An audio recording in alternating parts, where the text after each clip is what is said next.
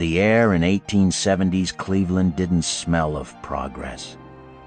It smelled of rot, sulfur, and the suffocating scent of crude oil.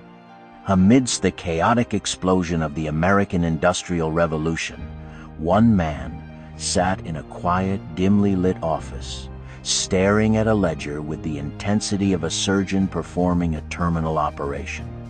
John Davison Rockefeller did not see a landscape of opportunity. He saw a landscape of waste. To him, the thousands of independent oil drillers and refiners were not competitors. They were a chaotic, inefficient infection that needed to be cured. He didn't want a share of the market. He wanted the market itself. Imagine a world where one man owns the light in your home, the heat in your hearth, and the very gears of the nation's soul. This is the architecture of the first true global titan. We are taught that competition is the heart of capitalism, but Rockefeller viewed competition as a sin. He was a man of God, a man of silence, and a man of absolute, crushing discipline. Before the world knew the name Standard Oil, they knew the shadow of a man who could bankrupt a city with a single stroke of a pen. This is the anatomy of a monopoly, a blueprint written in shadow and sealed in oil. Rockefeller's obsession with order wasn't born in a boardroom. It was forged in the wreckage of a broken home. His father, Devil Bill Rockefeller, was a traveling con artist, a literal snake oil salesman who bragged about cheating his own sons to make them sharp. From this chaos, John developed a pathological need for control. By the age of 16, he wasn't dreaming of girls or glory. He was obsessing over Ledger A, his meticulous record of every penny earned, every cent saved, and every tithe paid to the church. Money was not a tool for luxury. It was a metric of divine favor. While the rest of the world looked at the Pennsylvania oil rush of 1859 as a gamble, Rockefeller looked at it as a math problem. He saw the wildcatters losing fortunes in the mud and realized the real power wasn't in digging the holes, it was in the refining. The refinery was the bottleneck of the world. If he could own the bottleneck, he could own the flow of history.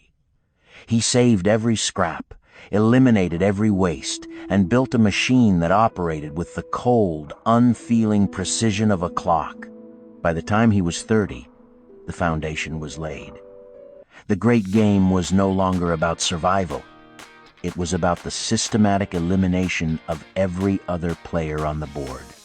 In 1872, the Cleveland Massacre began. It wasn't a physical slaughter, but an economic one. Rockefeller approached his competitors not with a sword, but with a choice. Sell your soul to Standard Oil or be ground into the dust. He had secretly negotiated illegal rebates with the railroads, the South Improvement Company scheme. This meant he paid less to ship his oil than his competitors did.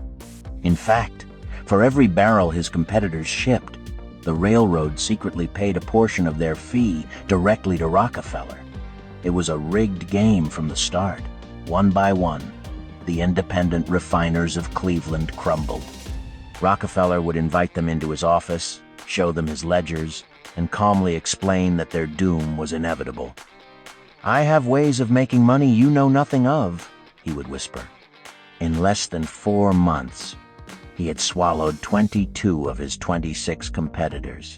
He was no longer just a businessman. He was a black hole, drawing all light and energy toward his center. He optimized the process to the point of obsession, famously counting the drops of solder used to seal oil cans, reducing the count from 40 to 39. That one drop saved him $2,500 in the first year and millions over a lifetime. The rise was complete. The monster was fed.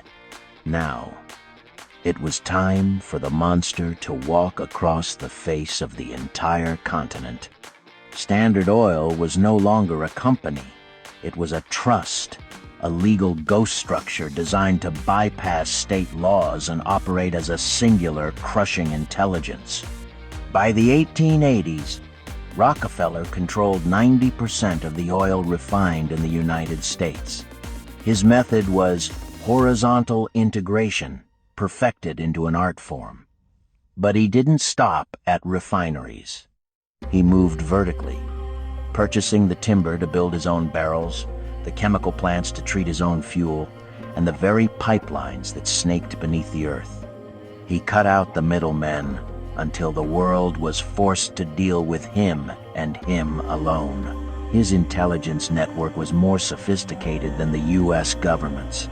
Standard Oil agents were embedded in every rail station and every port. They tracked the shipments of rival companies, identified their customers, and then systematically undercut their prices until the competitor went bankrupt. Rockefeller would then buy the remains for pennies on the dollar. This was predatory pricing on a continental scale. He was the Octopus, his tentacles wrapping around the throat of American commerce, squeezing slowly, waiting for the heartbeat of the free market to stop. He didn't just want profit, he wanted the elimination of risk. And in his world, the only way to eliminate risk was to eliminate choice. But as the 20th century dawned, the shadows Rockefeller cast became too long to ignore. The public began to fear the silent giant. Enter Ida Tarbell, a woman whose father had been ruined by Rockefeller's Cleveland Massacre. She didn't use money or oil, she used the pen. Her History of the Standard Oil Company was a clinical, devastating exposure of Rockefeller's secret rebates and ruthless tactics. She painted him as a cold-blooded machine, a man who had sacrificed his humanity at the altar of efficiency. The narrative turned. The Titan was now a tycoon, a word that carried the stench of corruption.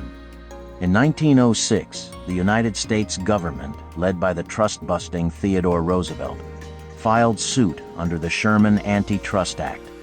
The battle lasted years, moving through the lower courts like a slow-moving storm. Rockefeller, now an old man suffering from alopecia, losing his hair and his health, retreated into his estate. He played golf and handed out shiny new dimes to children, a desperate attempt at public relations, while his lawyers fought the soul of his empire in the Supreme Court. The world held its breath. Could the state break the man who owned the light? In 1911, the verdict came down like a lightning bolt. The Standard Oil Company was an unreasonable monopoly and must be dismantled. The Supreme Court ordered the giant to be sliced into 34 independent companies. On paper, it looked like Rockefeller had lost. The Octopus had been dismembered. Its tentacles, Exxon, Mobil, Chevron, Amoco, were scattered. But then, the ultimate irony of capitalism revealed itself. As these baby standards began to operate independently, they became even more efficient. Simultaneously, the internal combustion engine was taking over the world. The demand for gasoline, once a waste product of kerosene refining, exploded. Because Rockefeller owned massive shares in all 34 spin-off companies, his personal wealth didn't shrink, it quintupled. By breaking his empire, the government inadvertently made him the richest human being in modern history. His net worth reached nearly 3% of the entire US GDP.